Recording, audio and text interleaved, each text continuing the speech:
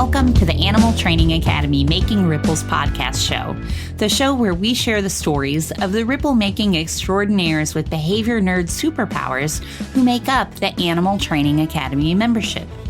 I'm your host and one of the happiness engineers at Animal Training Academy, Shelley Wood from Drop Your Jaws Dog Training in Cape Girardeau, Missouri in the United States. We're absolutely thrilled and grateful to have you here with us today. Make sure you go ahead and hit that subscribe button so that you don't miss a single episode. This show is brought to you on behalf of the Animal Training Academy membership. So if you like the conversations in these episodes, then we want to invite you to continue them with like-minded people in the ATA membership, which you can find out more about at www.atamember.com. Within the membership, you can get access to twice monthly live web classes, the back catalog of previous web class replays, plus a huge library of videos and projects to help you problem solve your training challenges. And we're a sociable bunch with an exclusive private Facebook group and forums area. It's like a Netflix social media platform for animal behavior geeks.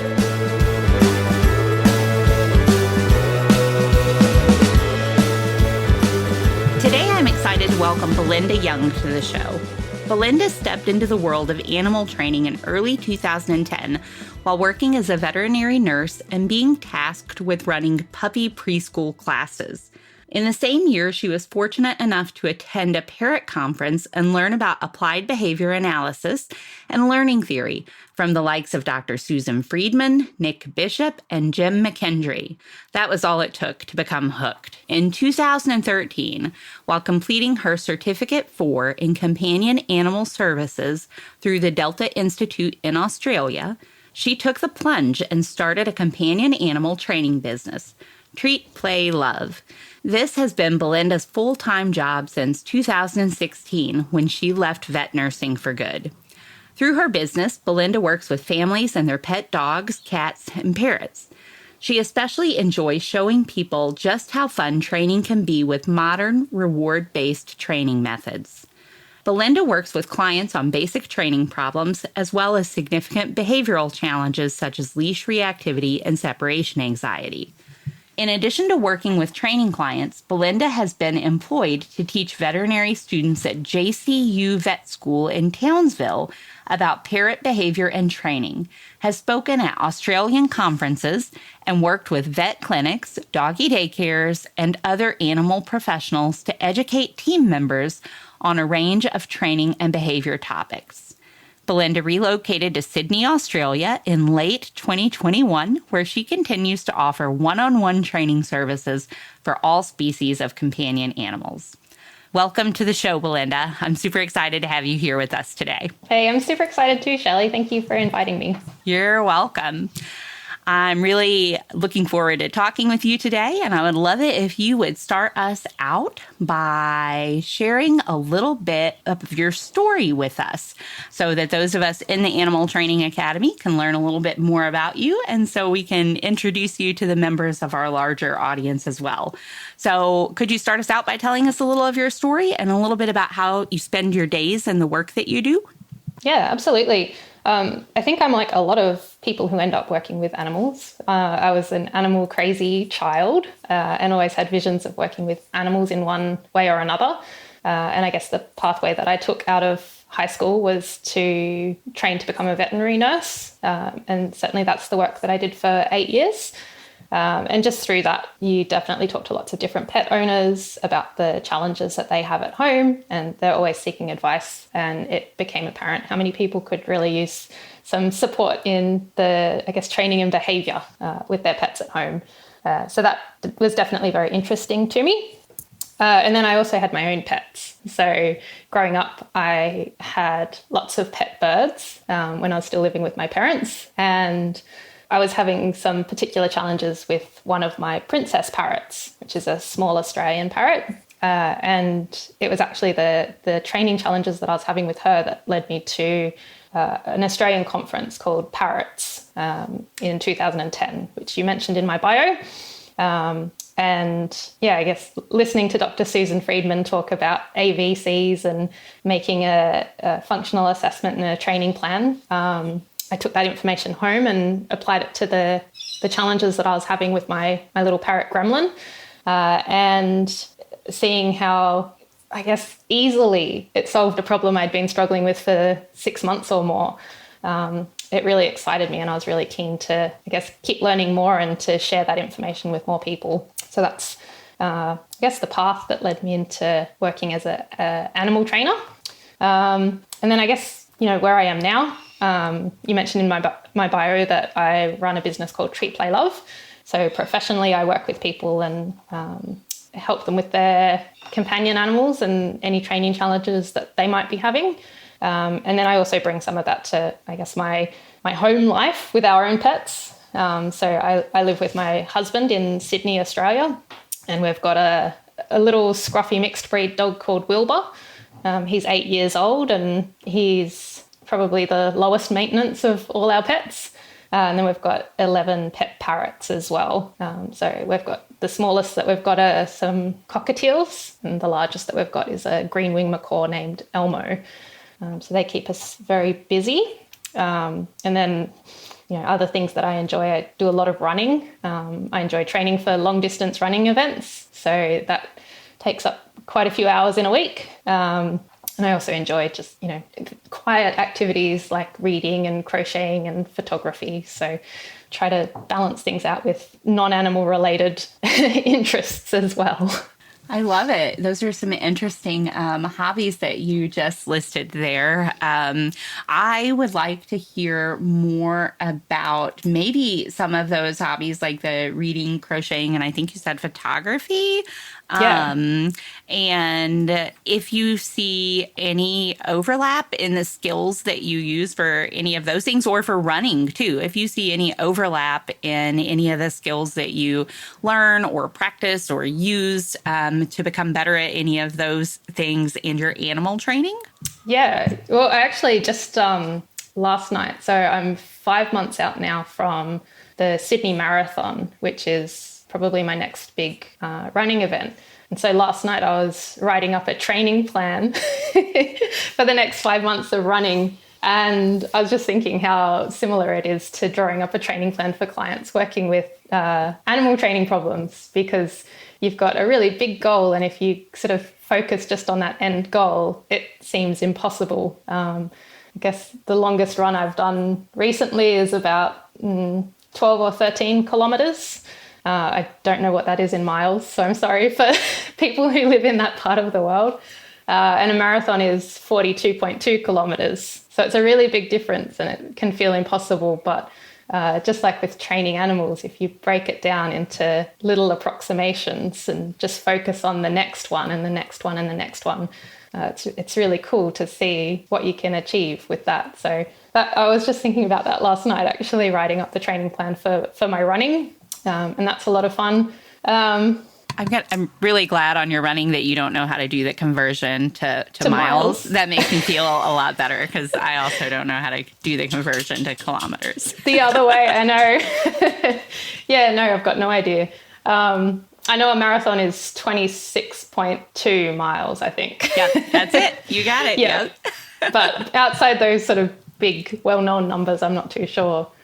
What about, do you see overlap with any of those other hobbies? Like, I'm wondering about the crocheting. Are there any skills there that you find are similar, or anything that you've learned from animal training that helps you in that area, or vice versa? I'm trying to think. Crocheting and photography are both hobbies that I've been doing for, since I was in my early teens, I think. So certainly before, I would have approached it with a training mindset. And I guess when I'm practicing them now, they're behaviours, if you like, that I feel quite fluent in. And obviously, the more you practice, the better you get. So I'm probably subconsciously sort of making little tweaks and changes as I go. But they're activities that I probably almost shed my training brain on, at least consciously. I think, we're always learning all the time, but they're almost things that I can sort of get into a bit of a flow state on and just roll with it, which is quite nice and relaxing. I swear, I was just going to say that that what you're describing sounds almost like flow state kind of behavior. So you took the words right out of my mouth. And it seems like that could be helpful for animal training so that you can kind of maybe step back from things that are in your head sometimes to almost be meditative or in this flow state doing something else. Does that make sense? And yeah, absolutely. I know when I first started working or first started growing my business, Treat, Play, Love, I think most people who work in this industry would know that sometimes it's hard to sort of have an off switch. You're kind of almost always at work and thinking about work. And so activities like running and crochet and photography, because they occupy, my full concentration, and they're things that I can do without, they're things that I can do quite easily. They are quite useful for sort of switching off from work and not allowing me to ruminate on a training challenge that I'm having, or, thinking about administrative tasks that I've got to get done. So they've definitely got a meditative quality to them, which is really nice. Well, those sound like really important outlets to have and good ways to take care of yourself. So yeah. I like hearing about that. And then I do have another overlap kind of question, too. I'm wondering about all of your experience as a veterinary nurse and then becoming a trainer. If there's overlap there, I would guess there would be some overlap in things that you learned and worked on when you were a veterinary nurse and things that you work on now as a trainer, or even if it's not like specific to your training, does it give you, does that history give you some particular insights maybe to things that are important to train? That would be definitely. So I almost felt that it went the other way. As I was learning more about behavior and training, it influenced my work in the vet clinic and helped me to find ways that I could still get the job done, because obviously in a vet clinic setting, often, time is of the essence and you've got to get things done in the least stressful way for everyone. But you can't often train a husbandry behavior from scratch in the, 5 or 10 minutes that you might have with that animal. But definitely as I was learning more about behavior, I was becoming more sensitive to the body language and the cues that the animals in the clinic were giving. And certainly, I think actually learning about sort of behavioural science from Susan Friedman and with a focus on parrots, I think it's almost quite common to maybe use a little bit of negative reinforcement kind of contingencies, and finding ways to use the least aversive strategies possible to get the job done, rather than sort of going in with a really heavy-handed approach. And that was certainly really useful as far as veterinary restraint and procedures in clinic. And it was a lot of fun to be able to teach, my co-workers about those things as well, so that we could all hopefully apply, less restraint whenever possible. Certainly starting to utilize some, more food in practice, using treats when possible, and when the animals in care were able to take food, using food to make some of the procedures less aversive as well. Those were things that we could do.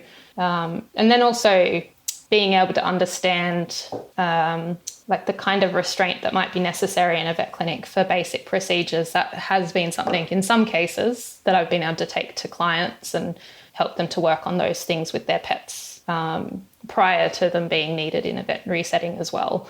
Although I think that's still quite a niche interest for the general pet population. I have had a few clients who have been really keen on learning about it, but I think a lot of people would prefer for the, the vet clinic to just get it done. But yeah, it's definitely been quite useful in some situations, which has been good. I wondered that. Before you mentioned that there were some things that you'd been able to take to clients, I was thinking I was going to ask you that, but I did wonder if that was something that people were actively looking for, and kind of how open folks are. So I'm glad that you mentioned that. It's great to hear that some folks are interested in that. Yeah. And hopefully more. I think it's still the pointy end of the bell curve at the moment, but hopefully it will start to become the meatier part as more people become aware of what we can do. Do you think, is there anything that you learned from your time working in the veterinary clinic that you think would be super valuable for people to train their companion animals? Would conditioning, trying to positively condition a restraint, like you were just talking about a little bit a minute ago, be kind of like at the top? Or what are some of the most valuable skills that we could be training our companion animals for what they will experience in the veterinary clinic? Oh, it almost, I think just, some tactile contact from people other than themselves is super useful. Since moving to Sydney, to meet other dog people, I've started taking Wilbur to the local obedience club, which sounds like I'm going off on a weird tangent, but one of the exercises that they still do there is a stand for exam, or a sit for exam even, where you'll have the instructor walk over and just run their hands down your dog's body. And you can see even in a class environment where most of the dogs have been attending and just doing fun stuff and getting lots of treats for basic training exercises, you can see that for a lot of dogs, having someone approach and put their hands on them is really quite uncomfortable. And in a vet clinic, it's already quite stressful. You're in a new place with new smells and new sounds, and often a history of, uncomfortable things happening. But someone unfamiliar is going to approach you and they're going to run their hands over your dog's body or your cat's body, probably not quite so much your bird's body. But they're going to run their hands over them. They're going to touch a stethoscope to their side. They might have a little look in their ears and mouth as well. And I think that's something that you could almost practice just with friends and family members, just so that it's not always you. And you can do that using some nice little treats. You can make it part of play. It's not such a hard thing to do. It's not a, fancy behaviour like a sustained nose target or an open mouth on cue or anything else like that. I think just, a little bit of comfort with a variety of hands on on dogs in, thoughtful situations, not everyone out in public, but I think that could be something quite simple to just incorporate into people's times with their pets. I appreciate your perspective on that, and that makes a lot of sense. I think that'll be valuable information for people to hear and think about. So thank you for that. You mentioned a little parrot, I think, who kind of was, along with your work at the veterinary clinic, sounded like maybe kind of the impetus for you getting into training, or at least part of, and you called it him or her a little gremlin at one point, but I think you also said another name. What was that bird's name? So her name is Gremlin. Gremlin. Oh, it is Gremlin. Okay. Yeah. I thought, okay. Her and her brother, so they're princess parrots that I hand reared from when they were 2 weeks old, and her brother's name is Goblin. So it's Goblin and Gremlin. And by the time I was hand rearing Goblin and Gremlin, so, that was early 2010, I had been keeping parrots for quite a while. Early on in my parrot keeping, like a lot of people, I would clip my parrot's wings so that they were not able to fly away. Sort of just the done thing. And then gradually over, I guess it was over a few years, I started to learn a little bit, and I knew that I wanted them to be able to fly. It's really important for their health and just mental well-being that they can exercise the way that their bodies are designed to. But I still didn't quite have the sort of training knowledge to know what to do if they were able to fly, but they wanted to fly somewhere that I didn't want them to go. And so Gremlin, as she learned how to fly and she was enjoying her time out of her cage, she was starting to fly up to high places in the house where I couldn't reach her when I needed to return her to her cage. And I knew enough to know that I didn't want to clip her wings, but I didn't know enough to know how to fix the problem that was going on. And some of the things that I tried early on were quite aversive. I'd sort of end up cornering her or, following her around until she got tired and gave up. And what started to happen just a few months after I'd hand-reared this baby bird was that she would avoid me completely. And she was actually becoming quite scared of me. And that was quite confronting because usually if you've hand-reared a bird, they're quite bonded to you. So I knew that something had gone really wrong for this little bird to be quite scared of me. And then, like I mentioned earlier, I went to this conference to try and learn more. And at that conference, pretty sure Susan Friedman's sessions were sort of 2 hours long, and there were a few of them over the weekend. I'd started to develop a little functional assessment and training plan to take home and start to work on. And just the approximations of encouraging Gremlin to approach me again to take some little sunflower seeds, which she really liked. And then, from approaching me to put one foot up on my finger and then to step onto my finger and then to be transported around the room and in and out of her cage.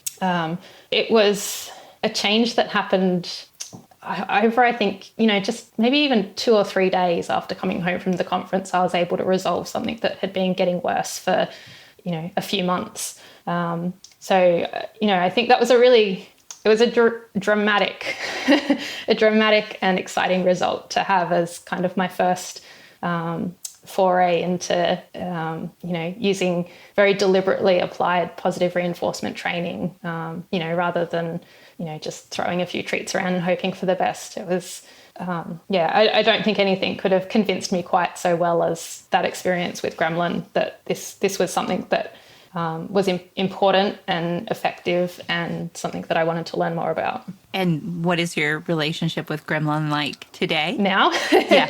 It's really good. So, since then, that time with Gremlin, at that same conference, I actually met my now husband. So over the last 12 years, there's been times where I've been away visiting my husband as we were getting to know each other. So she was cared for by other family members. She's moved interstate with me twice now. She's spent time living in a bird room situation where she was coming in and out of a cage every day. She spent time in an aviary situation where we were interacting every day, but not quite so hands-on. And now back in Sydney, since the start of the year, we're back to a bird room situation. So after a few years with less handling, we're handling again every day. And she's taken to it really well. She's, able to be transported and returned to her cage very easily.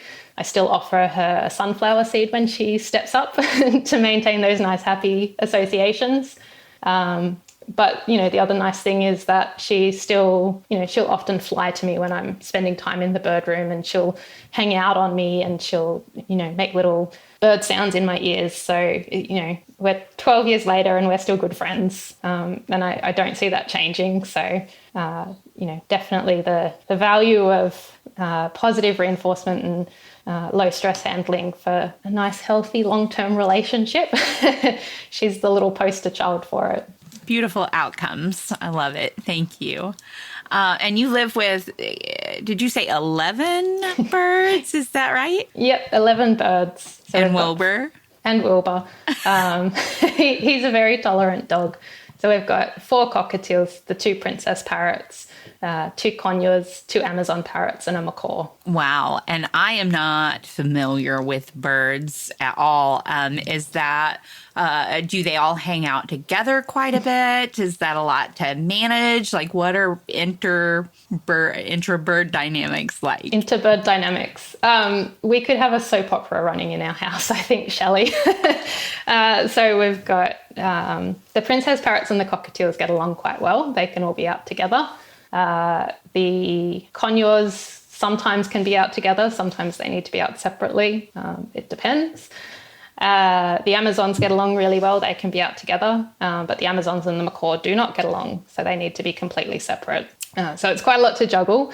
And, fortunately, I did meet my husband at a parrot conference. So we both enjoy the rewards and challenges of owning so many parrots. But it's certainly not simple or straightforward. And how does Wilbur just roll peacefully with all of the bird business? Wilbur is very good. We brought him home as an 8-week-old puppy, and my husband Steve was extremely concerned about adding a dog to the family. He was concerned that it might affect how the birds are able to interact out of their cages. So a huge focus for me when Wilbur came home was teaching him how to be relaxed and settled in the same space as the birds. And we had a lot of management in place to prevent him from learning that chasing birds might be a fun activity to engage in. And the outcome of that is that he is, very easy to have around the birds. He mostly ignores them. Sometimes if the bigger birds come over, he'll just move away from them. So that part of the household is very easy. Well, I would be interested to hear more about the bird soap opera, or follow along if you created a YouTube channel maybe for the bird soap opera, or maybe you could just absolutely share it in ATA. That works too. Yep. No, I can do that. I will say that we are friends on Facebook, and your birds are all just strikingly beautiful, and Wilbur is adorable. Such a cute little fluffy guy. Oh, thank you, Shelley. So I love seeing them. I would like to shift gears just a little bit now and kind of dig into the portion of the show where we talk a little bit more specifically about training situations. And I'm hoping that you could share with us now about a recent training related challenge you've experienced, maybe how you worked through it or are working through it, if you're still going through it, and some things that you have learned from it. Yeah, absolutely. I'm going to take you straight into our birdie soap opera. When we moved to, well, actually, I'll start, at the beginning. When I met Steve, he was more normal than I. He only had one parrot, and that was Danny, his yellow-naped Amazon. And yellow-naped Amazons are notorious for wearing their heart on their sleeve, or their wings, if you will. They bond strongly to their person, and they're not always all that welcoming of additional persons that might come along into the household. And that was certainly the case when I first started visiting Steve. Danny was not too keen on my being in the house. And what that looked like was he would often fly at me with the intent of biting, to try and make me go away. And that has been an ongoing issue at various times over the last 12 years, I guess. Sometimes the problem is bigger and sometimes less. It can depend on, I guess, the reproductive or hormonal behavior that Danny's experiencing. And there's various ways that we manage that. But, still from time to time, there will be periods where it's difficult for me to be in the same space as Danny if he is not confined to his cage. And then if we fast forward to January of this year, we had just moved and we were getting settled into our new home, and getting all our pets settled into our home. And Steve was on his way to a course for his new job. He's in the army, so he was just doing a training course when his new unit got deployed to Tonga to assist after the volcanic eruption that happened there over December and January. And so he was then sort of redirected, and instead of going away for 1 week for a course, he was going away for an undefined amount of time. And that meant that instead of us settling the pets into the home together, I was then looking after all the pets on my own, including Danny, who, does not always get along so well with me. So with the view that Steve might be away for a couple of months, I was obviously interested in finding ways for Danny to still be able to be out of his cage and get exercise and social time with Felix, our other yellow-naped Amazon. And I wanted to do that in a way that didn't, damage our relationship further. I wanted to do it in a way that was not stressful for him and not stressful for me. And so I guess that's the training challenge.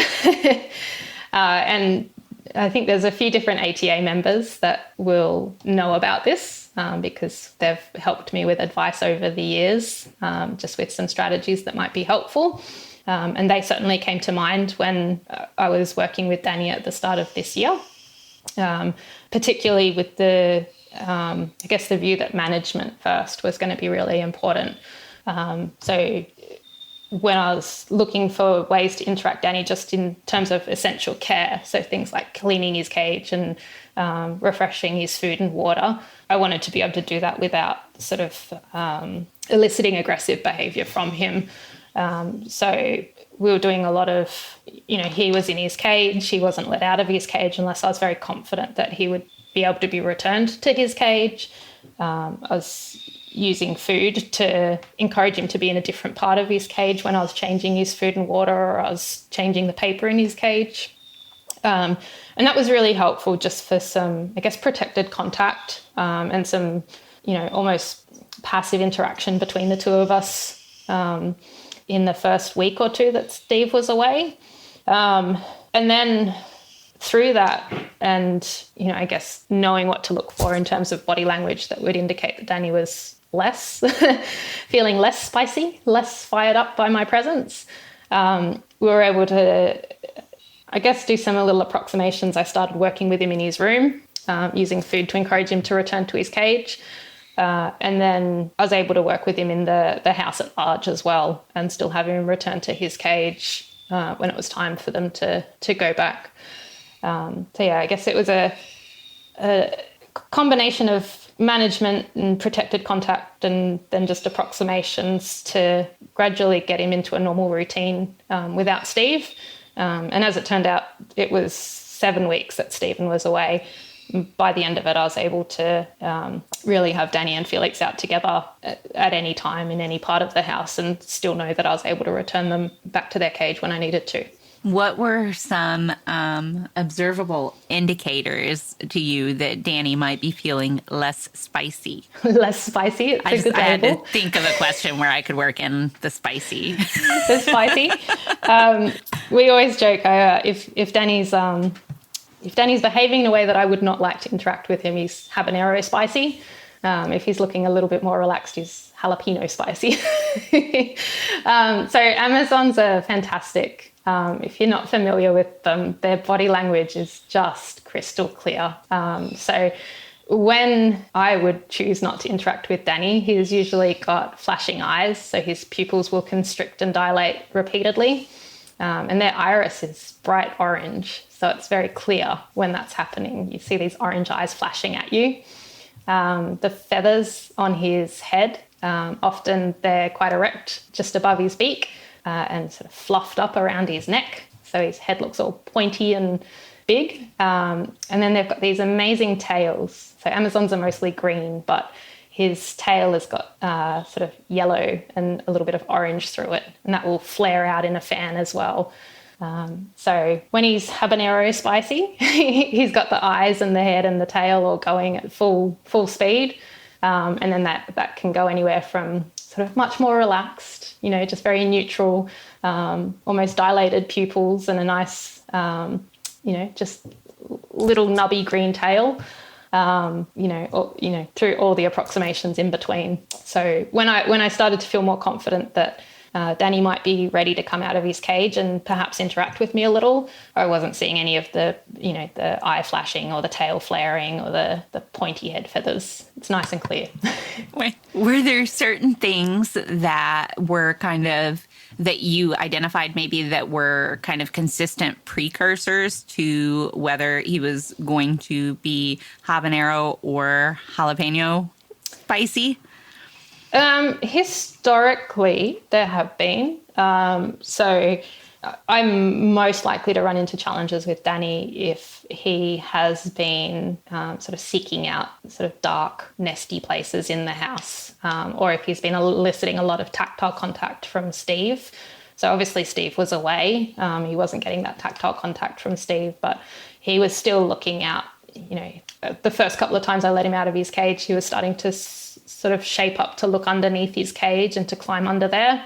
So a management strategy that I implemented really quickly was to block those spaces so he couldn't be seeking out, dark spaces that might trigger some breeding or reproductive behaviour from him.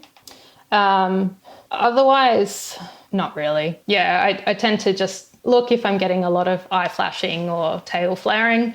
I know to be extra cautious. If he's sort of just looking lovely and soft and green, he's probably much more likely to be safer for me to be around. Have you all, Steve is back now, right? You said he was gone for 7 weeks, so he's back. Has your evolving relationship with Danny continued to evolve in a positive direction, or have things kind of changed a little bit with Steve back? So I anticipated, if you had have asked me, I would have said for sure Danny would stop interacting with me and possibly would start to fly at me again when Steve returned. But so far he has not. I've been able to continue interacting with him. Some days just really passively. I can move through the room and, not elicit any of that spicy body language from him. But he has been seeking to interact with me in, sort of playful and friendly ways as well. So it's been really enjoyable. And both Steve and I anticipate that it's likely at some point that we will see a resurgence of aggressive behaviour from Danny. But, we can manage the precursors as best we can and enjoy the relationship until then. So it's been really nice. And possibly some of the things that have affected that, we've just moved. So that's been a huge upheaval and potentially that's had an impact on it. The weather is much colder where we are now. We were in the sort of, almost in tropical North Queensland where we've been living for the last 11 years. So, certainly the warm weather and the long daylight hours, that could all have an impact on Danny's behaviour compared to the cold and dark of of Sydney where we are now. So there's a few different things that might be contributing to the less adversarial relationship between me and Danny, but it's certainly very nice.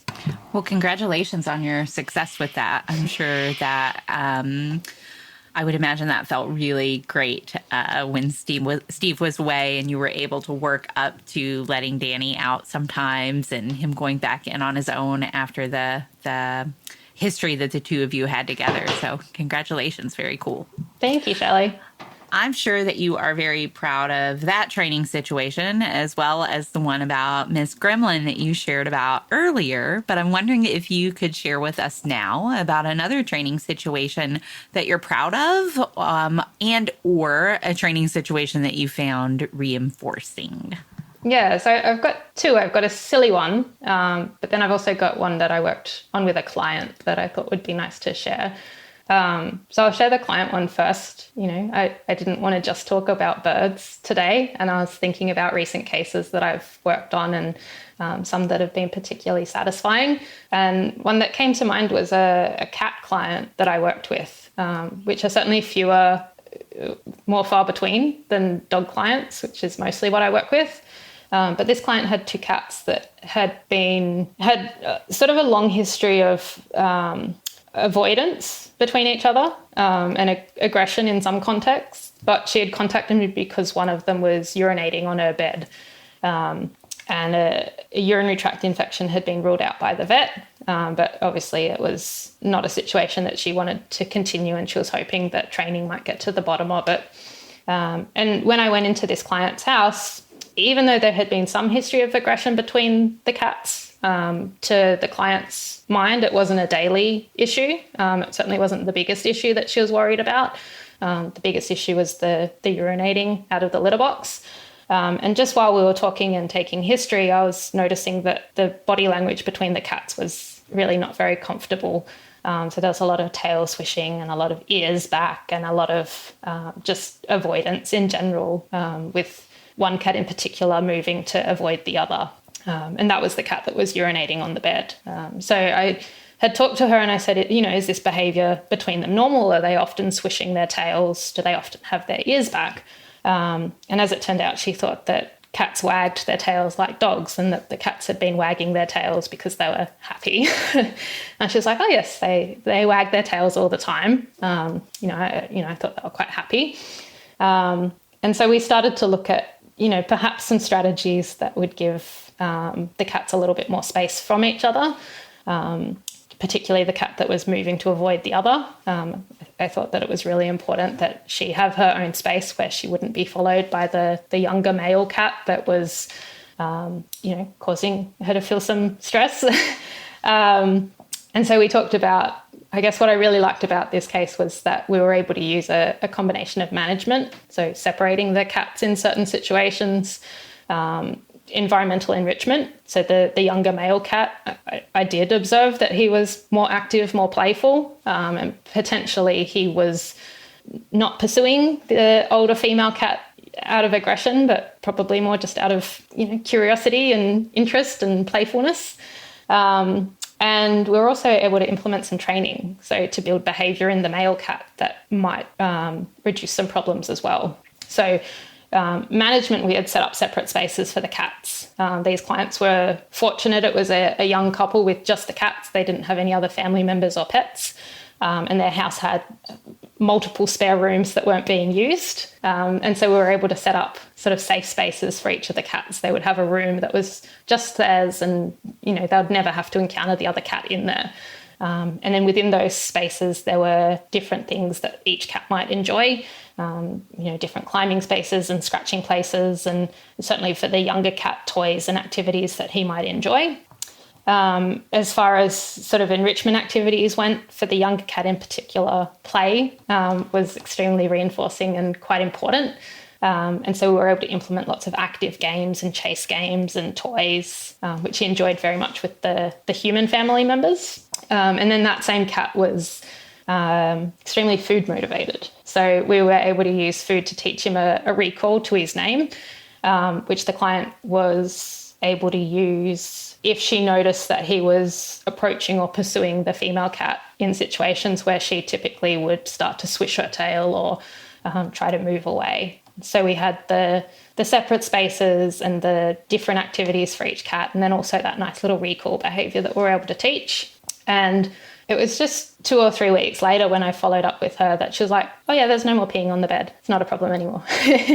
The stress that was sort of underlying that particular problem was resolved really, I want to say really quite easily. It did take quite a bit of setup on the client's part, and it was really good that they were able to do that and were willing to do that. But yeah, it was not, I guess, the sort of months-long problem solving that can sometimes happen in cases like that. So that was a really satisfying case to work on. And I guess it's a really nice example. It was really a misunderstanding for the clients on the behaviour and body language of the animals that they were living with. So it's just a really nice teaching opportunity to change the perspective that the clients had and ultimately resolve that problem. What a great story. And you didn't mention, I'm curious, did you add another litter box or anything? Or That's a great question. So the litter box, previously they only had one, and when the female cat would go into that litter box, the male cat would follow. So that was obviously really stressful. Part of each of the cat's individual rooms included a litter box separately for each of them. So that would have been a huge part of it, is that the female cat had unrestricted access to a litter box where she was not going to be followed and harassed by the younger male cat. So yeah, definitely multiple litter boxes. Although I think that in this case, multiple litter boxes without the separate rooms for the cats. I think that the male cat at that point had probably discovered that harassing the female cat while she was toileting was quite a reinforcing activity. So definitely some management was necessary there. Very cool. So really, it sounds like primarily you increased some resources for the cats, just kind of changed the environment a little bit and did some recall training. But for the most part, it sounds like the problem was resolved with the environmental enrichment, probably. Do you think so? I think so. And I think increasingly that's the direction I like to move in with a lot of training problems. If you can set the environment so that the problem isn't a problem anymore, without having to sort of train new skills or change what the animals are, naturally wanting to do, I think that's a really sort of nice low stress strategy to implement when it's possible to do it. Certainly that kind of sort of environmental management is what we focus on a lot with our own pets. Partly because, at the end of the day, sometimes it's hard work to train something new. So it's nice when you can just change the setup a little bit and solve a problem. Do you think maybe it's makes things a little bit more simple for the humans who are a part of that companion animal team that you're working with too, to focus a little bit more on environmental management and things rather than significant structured training plans when possible? It's a really interesting question. I think it makes it simpler. But my lived experience with clients is that a lot of them don't actually want to change the environment. And they prefer the idea of training new skills so that they can keep things the same but have the animal do something different. Hopefully I can keep practicing, how I talk about it and how I teach people how important environmental changes can be, because, it's such a powerful tool that can make all the difference. I think it's the way forward. I do love it in cases like this one with the cats, where the clients are so willing to make the changes that will resolve the problem. It just makes life really easy. Yeah, that's super cool. It's wonderful that they were willing and had the resources to do that, and that they did it and the problem resolved. I imagine that cats urinating outside of their box is quite a problem for a lot of owners who are experiencing that, and that it's a problem that can sometimes result in animals being rehomed or surrendered and those types of things. So they were lucky to have you help them make those changes and see that success. So that is awesome. I would love to hear about I think you said you had a funny example as well of something that you're proud of or found reinforcing. Yeah, a silly one. So I mentioned in the cat story that often with our own pets, if there's an environmental solution to a problem or a training goal, that's often the way that we go. But just recently, I guess combining my love of birds and photography, one of my conures, a little crimson-bellied conure named Scramble. Scramble is the only one of our birds that has his own Instagram page. He's got a funny little story behind him. He was not meant to hatch. So the pair of conures that I owned, they laid eggs at the start of 2020 when the world was just deciding to end at the start of the pandemic. And I decided that the last thing I needed was more baby conures. And so I went about shaking the eggs when they were laid to prevent them from developing any further. So addling the eggs is a fairly common thing done by parrot breeders if they don't want those eggs to hatch. And there were 5 eggs in the clutch, and they were all shook every day for a week. And I was very satisfied that nothing was going to come from them.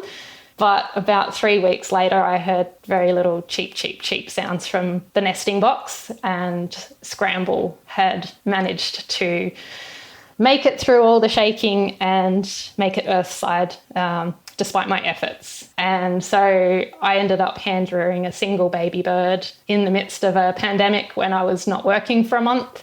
And so naturally that sets the stage for me to become very bonded to this little bird and want to find him a new home. And so 2 years later, Scramble is an absolute delight, I think. And he's full of personality. He's very active. He's very playful. He's very noisy. And so I guess that makes him a nice little candidate for his own Instagram page. And we also joke that he's got rage issues. So he's an angry little boy because he was shook in the egg. And I saw these very, very tiny little acrylic butcher's knives that had fake blood on them. They were little charms for earrings, a Halloween prop. And I thought, wouldn't it be fantastic if I could get Scramble to hold a very small knife? And so that was my training challenge. And I offered it to him, and I was hoping he'd just hold it the right way and I could take a photo and that would be it. But of course he didn't. He was actually a little bit scared of it. He said for all his rage, he would prefer not to hold a violently bloody knife. And so over think it was probably 3 or 4 days. I just broke it down into approximations, and I started reinforcing if he would look at the knife and then move towards it and then pick it up. But that wasn't enough. I had a photo of him holding this knife by the bloodied tip, but I wanted him to hold it by the handle and the right way up. So then we started selecting for, can you hold the knife by the handle? Can you wriggle it around until it's the right way up? And then can you hold it for a few seconds so I can take a photo? And I got my photo, and I'm highly reinforced by it. So that's my very silly little training situation that I'm particularly proud of. So being highly reinforced by it, what photo op are you training Scramble for next? Well, I need to think of the next sort of serial killer-esque prop, I guess. I did generalize the behaviour a little bit. So I just played around with getting him to pick up and hold other foot toys that he's got, not just the little bloody knife. And I guess if I can summon some inspiration, that could quite easily turn into a little retrieve to hand, or teach him to play a little parrot basketball or something fun like that. But it's not quite as satisfying as the tiny bloody knife. Hopefully we'll be able to share that photo with the podcast when it comes out, if you would be willing to share it with us for that purpose. Maybe, maybe not. We'll see. I will definitely send you the photo. Okay, awesome. Wonderful. And thank you so much, Belinda, for everything that you have shared with us so far today. I would love to now hear if you would please share with us, first and foremost, Scramble's Instagram. Where can we find Scramble on Instagram? And then also, I guess not just first, maybe not foremost, because also very equally important, where can we find you online? So Scramble on Instagram is at Never Shake a Baby Bird. And he shares photos regularly, most often of him eating things, because that's what he does best. And then you can find me, I've got a website, so you can find my business website at www.treatplaylove.com.au. And that's got, a summary of the different services that I offer. I mostly do one-on-one training in person, but I also do online consultations, as a lot of us do post-pandemic. We've discovered that's quite a fun way to offer our services.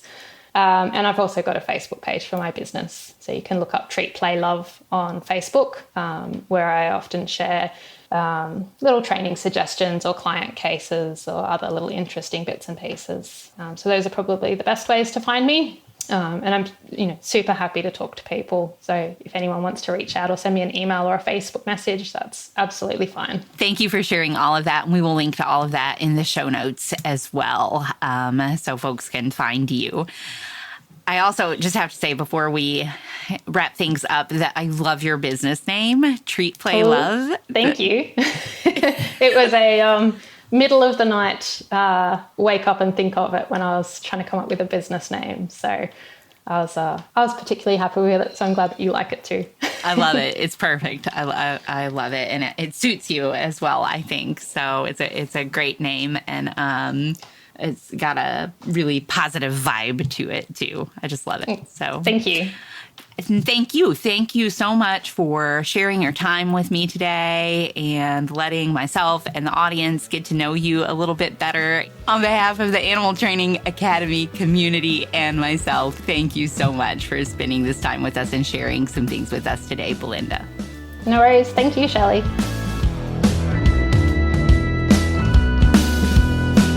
We do, of course, appreciate all of you tuning in as well. And if you have enjoyed this episode and are interested in carrying on the conversation about working with the animals in our lives in the most positive, most fun, and most choice-rich ways, then as mentioned at the start of this episode, the Animal Training Academy community is waiting for you.